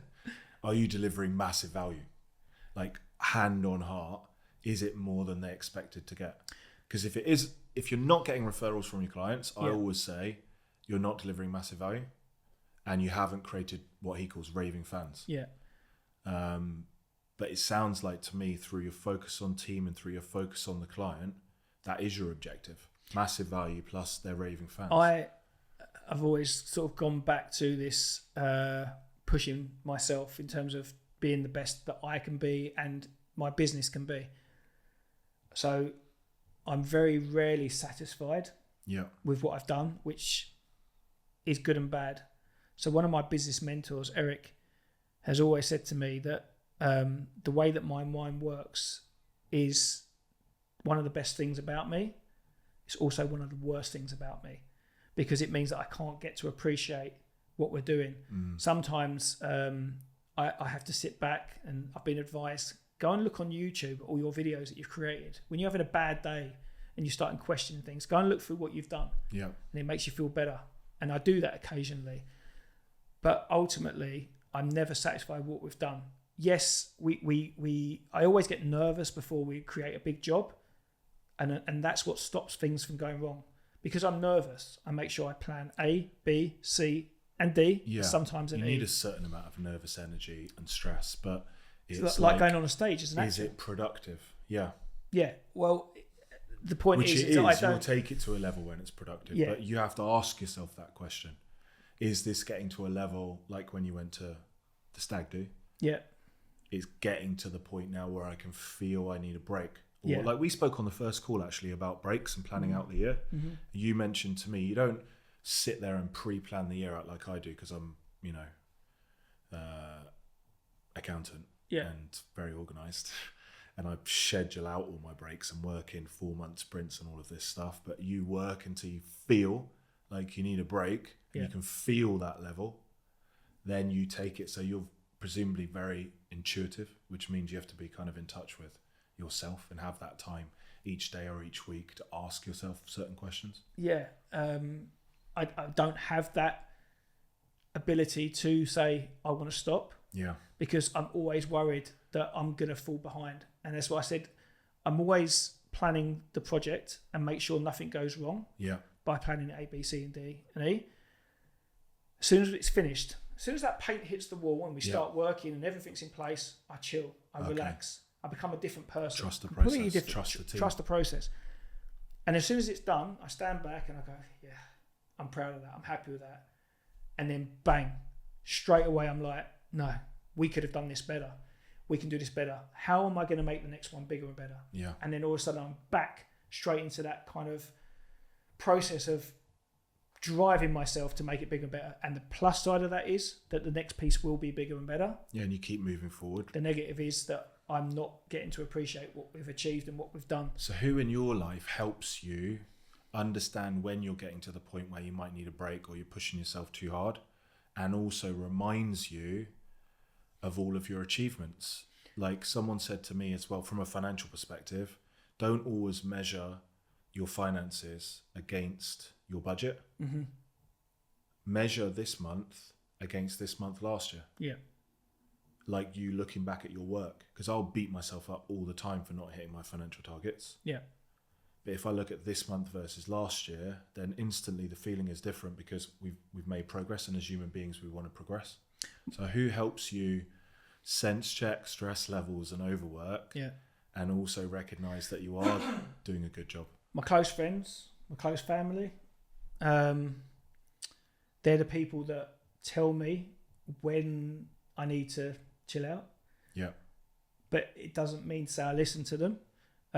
My dad's probably the worst at that, saying, you got to slow down, you're doing too much. I was like, Dad, you used to work 6 days a week, leaving the house at 5 o'clock in the morning and getting home at 8 o'clock at night. My dad was had a carpet fitting business, and he was self-employed. Yeah. And I was like, but you done that? And he says, yeah, I know, but you don't have to do that. You shouldn't do that. You need a break. And I take it that yes, he knows from experience, but I'm like, yeah, but you done it, and it's so you can't tell me. I was reading Silent something. It's a novel, Silent Witness, Silent something. Okay. I saw it on someone's Instagram story. It's the best book they'd ever read, and you can literally never put it down. I'll tell you after which one it is. I'll put it in the show notes, and you can literally never put it down. Right. There's this psychotherapist talking about helping this woman, and one of his like paragraphs is that everything almost that you do that's either productive or unproductive was shaped by your observations as a child.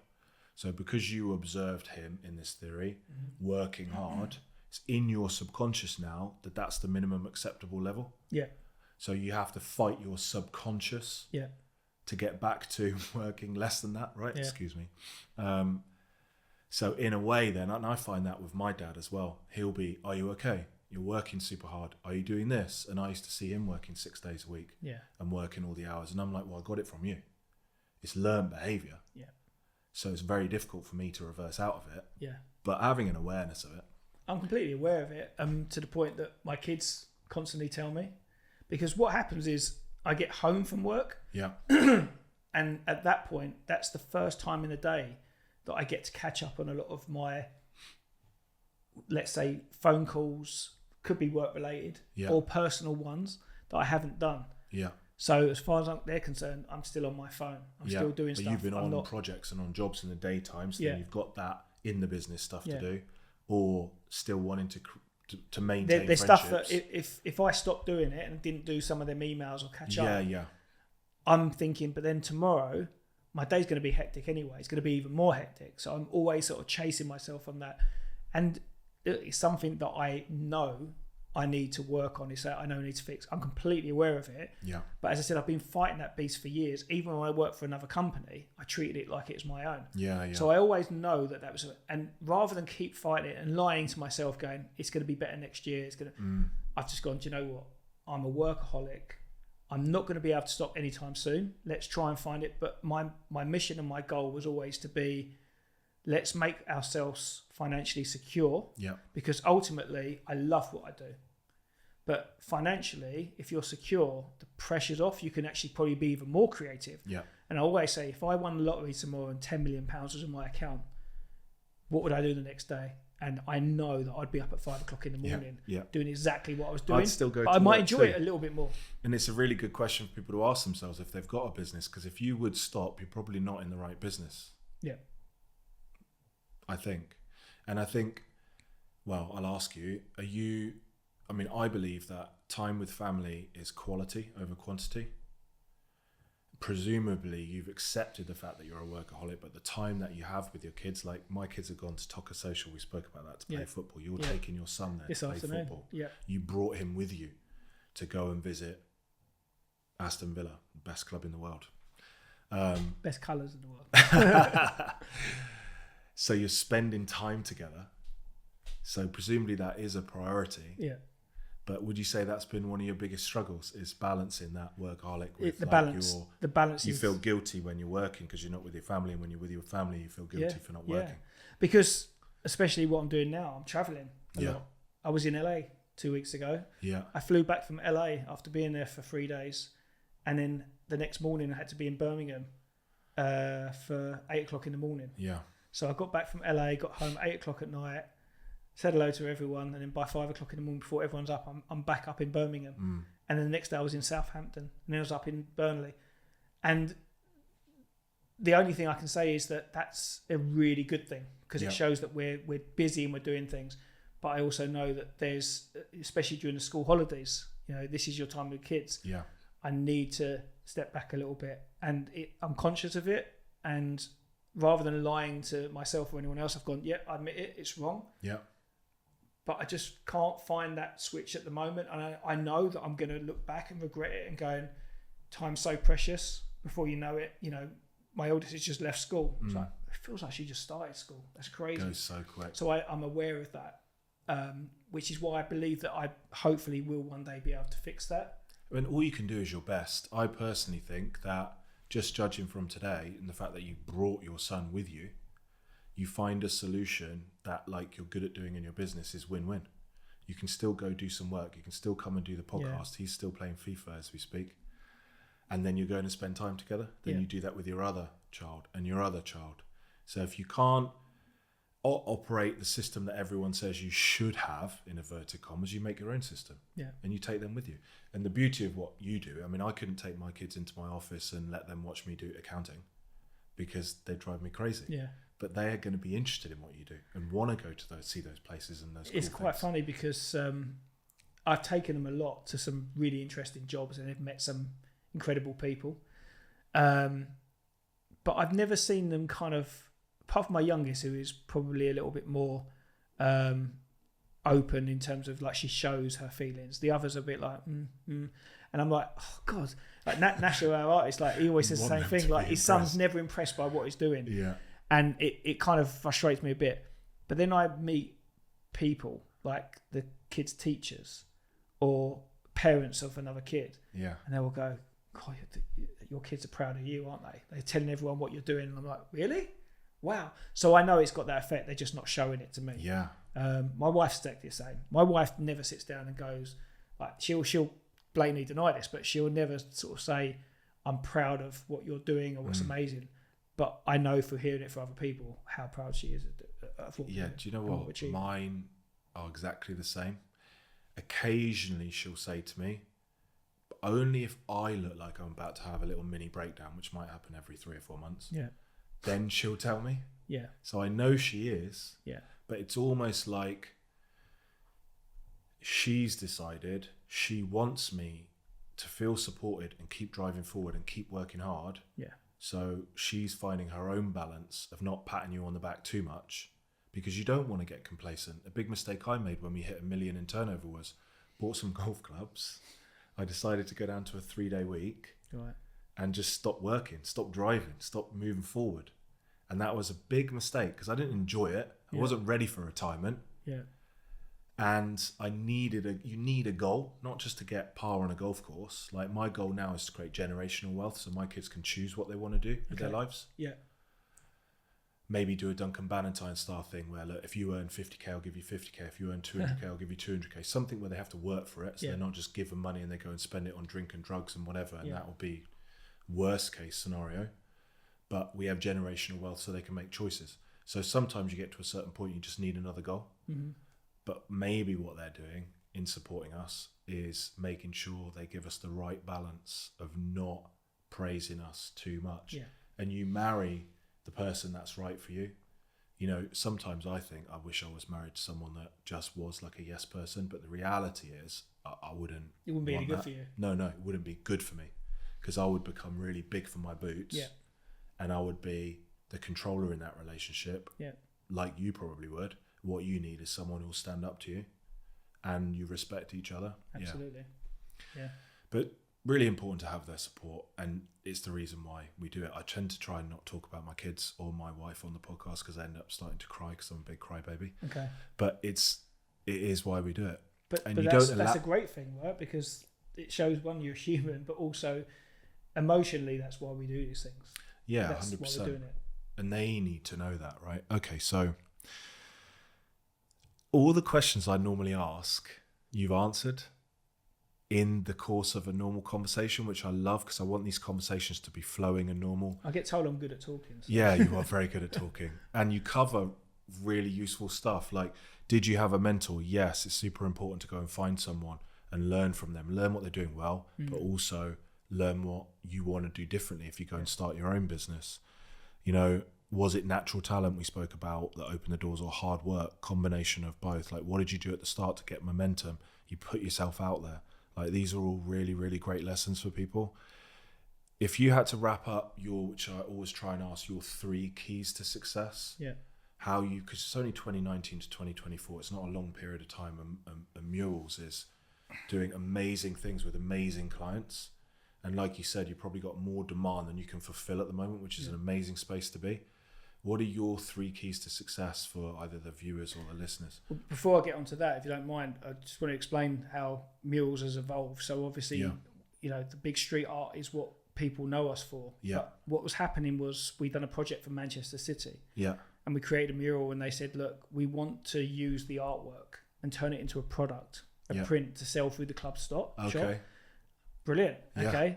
So we created this limited edition print of a mural of Sergio Aguero that we've done.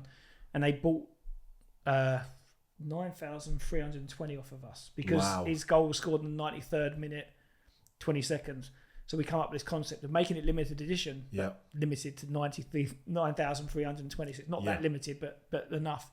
And it went down really well. We would sell it to them at wholesale price. They sell it through the club shop. And then all of a sudden I'm like, we can do this with other artworks. We can do this onto other products. And then all of a sudden it got to a point where I couldn't handle it because we're working with brands like Hasbro and Transformers, where we can create all this product, but I just don't have the time in my mind and physically to do this. And it's the logistics. I had a few people that wanted to get involved and fast forward to where we are now when we born Murals Publishing, which I set up as another division that's run by a gentleman called Richard Higson, who's in the world of licensing, and we used to share our problems together.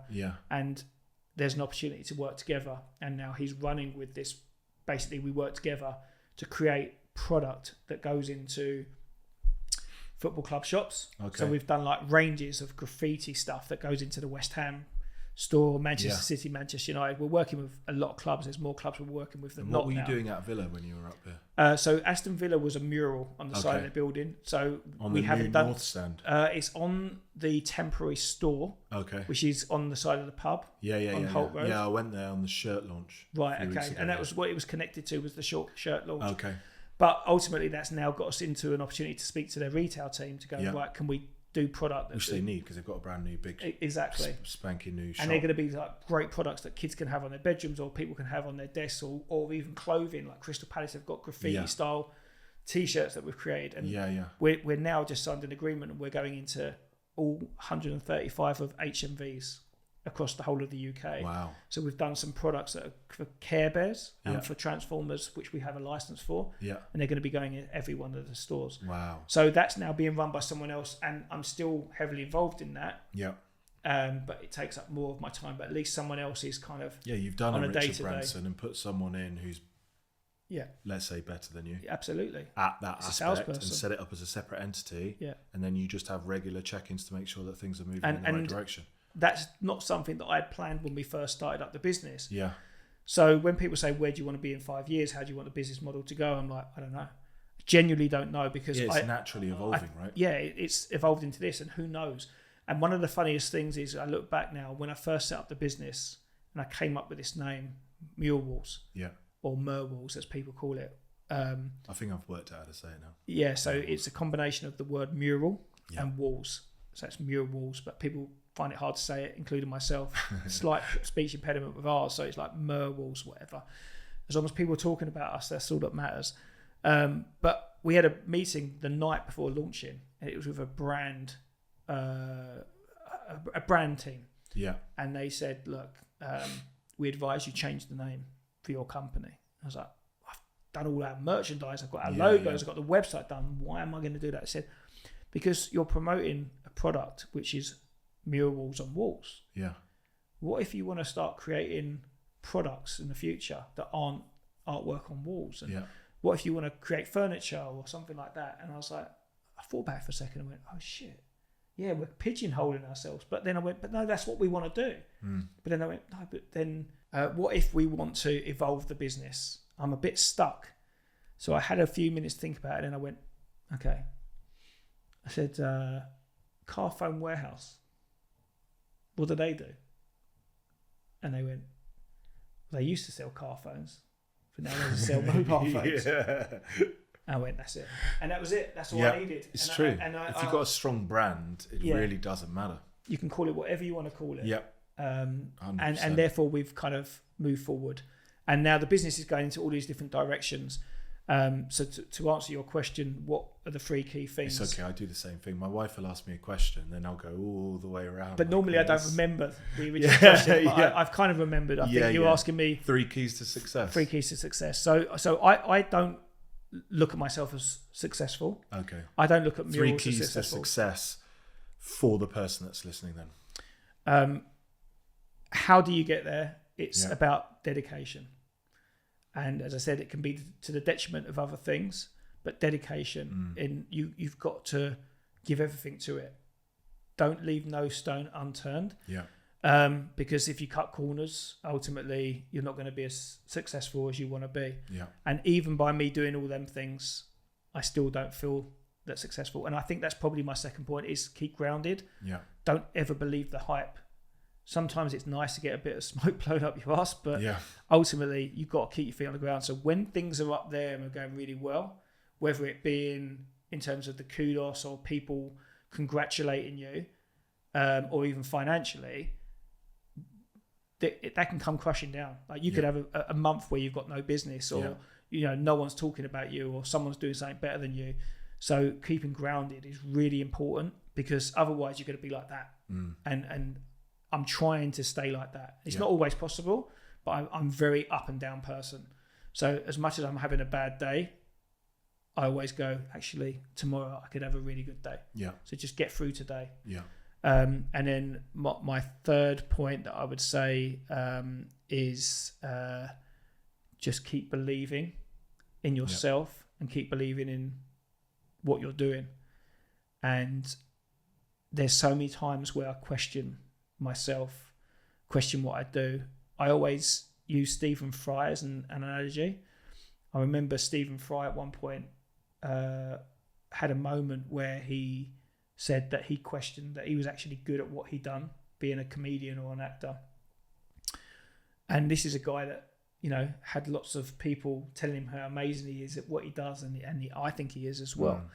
But he questioned himself, and I don't know if he was having a breakdown or anything like that, but it made me think that even people that you look at that you think to be successful doesn't mean that they believe that they are. Yeah.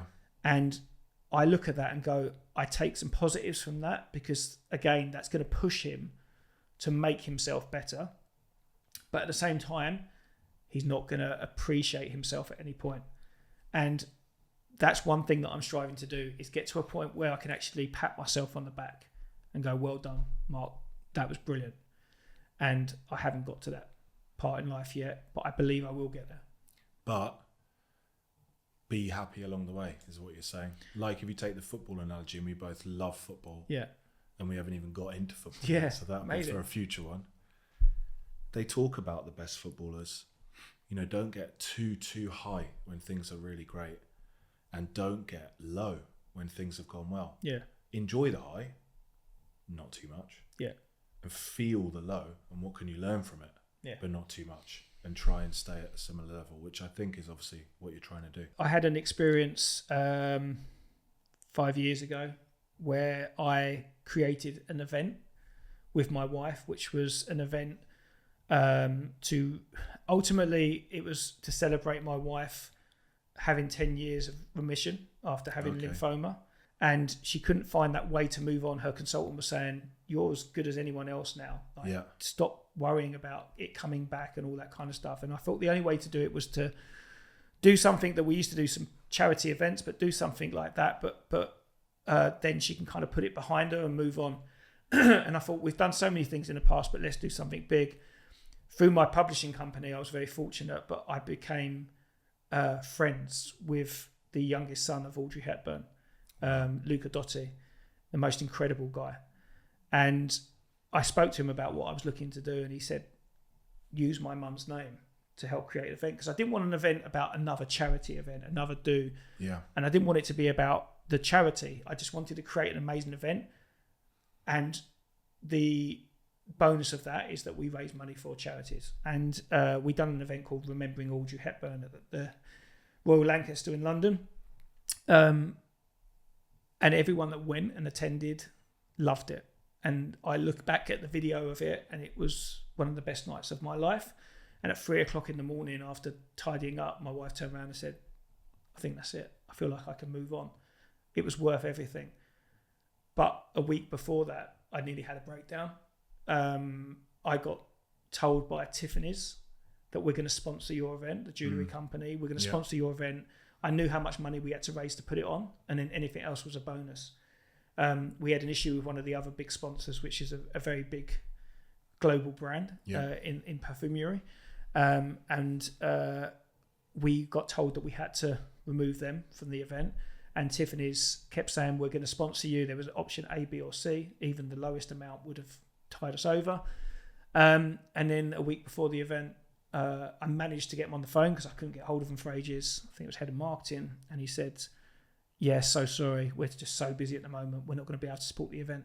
Meanwhile, they'd already said to me, do not have any other jewellery company involved in this. It's going to be us.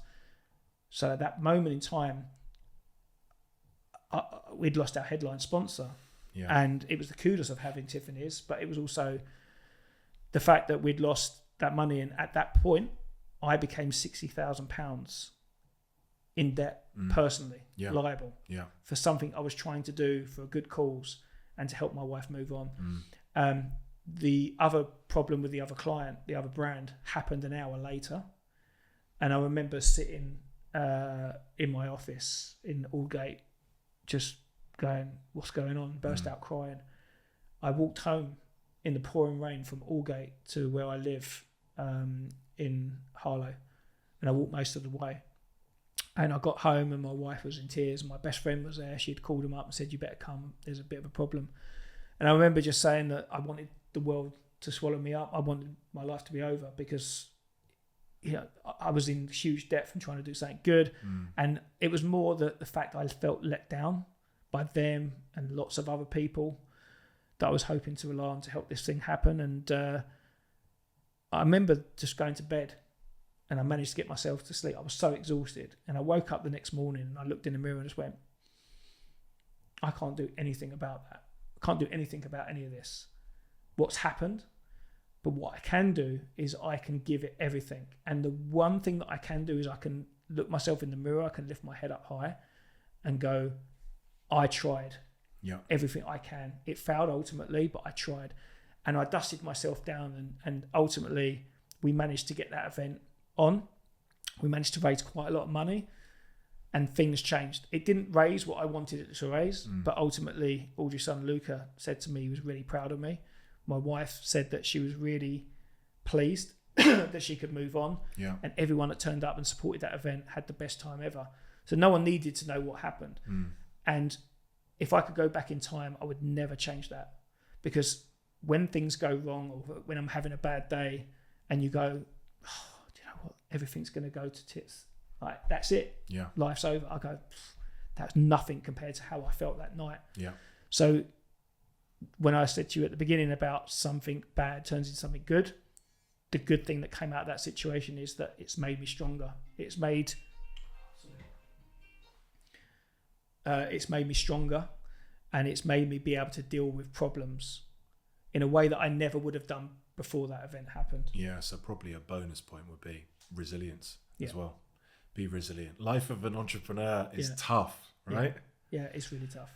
Mate, life's tough. Life's tough for everyone. Yeah, it's tough. So you add in running a business. Enjoy the best bits. Like, you have to be a special kind of psycho to run your own business because it is crazy sometimes, and I totally get it. And I had periods last year where I would have bad news or I'd be anxious about bad news and it wouldn't even be a big thing like that, and I'd feel so low. Yeah. Then you get to the point of saying, well, you can't continue, because this entrepreneurialism is a marathon. It's not a sprint for me, because I want to have something to pass down to my kids.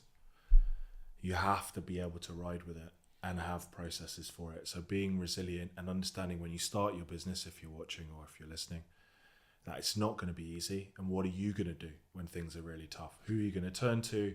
What are your processes? And how are you going to learn from it? But if you have got a couple of things out there, one is don't, like Tony Robbins talks about, trade your expectations for appreciation. Yeah. Don't have expectations of people. That will really F you up. And don't stress over things you can't control.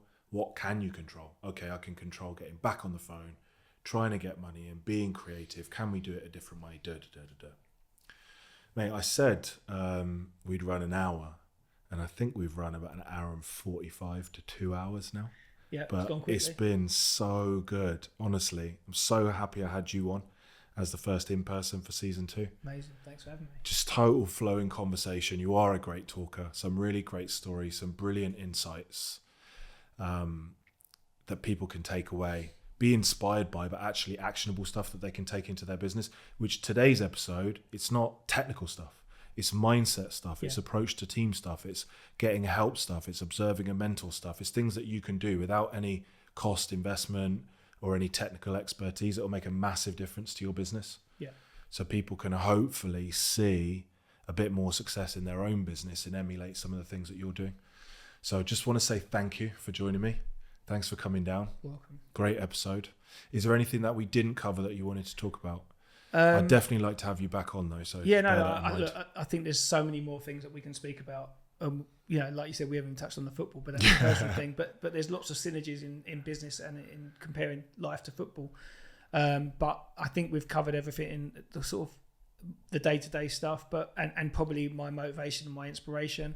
I've sort of spoken a little bit about how I've admitted defeat in the fact that I can't switch off. Yeah. But that is what drives me. The minute that I probably put my feet up and rest on my laurels is probably when I'll start to fail. Yeah. But all I can say is that my goal is one day to be able to stop, switch off, and look back and be proud of what I've achieved. Yeah, and hopefully the same feeling for all the people that have worked with me. Yeah, it's an awesome goal to have, and something that you're working towards, and you can enjoy the process. Definitely have you back on, mate. Yeah, I'd love to. Thanks for coming on. How can people find Murals? How can they get so more we're on all the information? social media platforms. Yeah. But it's MURWALS. Yeah. LLS. Yeah. Murals. Yeah. Instagram, Twitter, TikTok. All of them. So some of the stuff we spoke about, the videos, the Liverpool stuff, they so can go back YouTube, through your YouTube's Instagram, got some brilliant videos on there. There's a Murals channel on there that's got some great stuff. And nice. The frustrating thing about these social media channels is that, it's great that your new stuff goes on there, but obviously some of the older stuff that we're really proud of kind of gets further down the line. But you can kind of see from the beginning 2019 how the business has evolved. Awesome. Through looking for them channels. Okay, and if people want to get in touch with you, they can just do it through that? Yeah, absolutely. DM us and someone will always get back. It might take a while sometimes when we're extra busy, but always happy to hear from people and speak to people that want help, advice in the industry, or if someone wants some work being done, we're always happy to talk to people. Awesome. All right, thank you guys. Thanks for watching. Thanks for listening.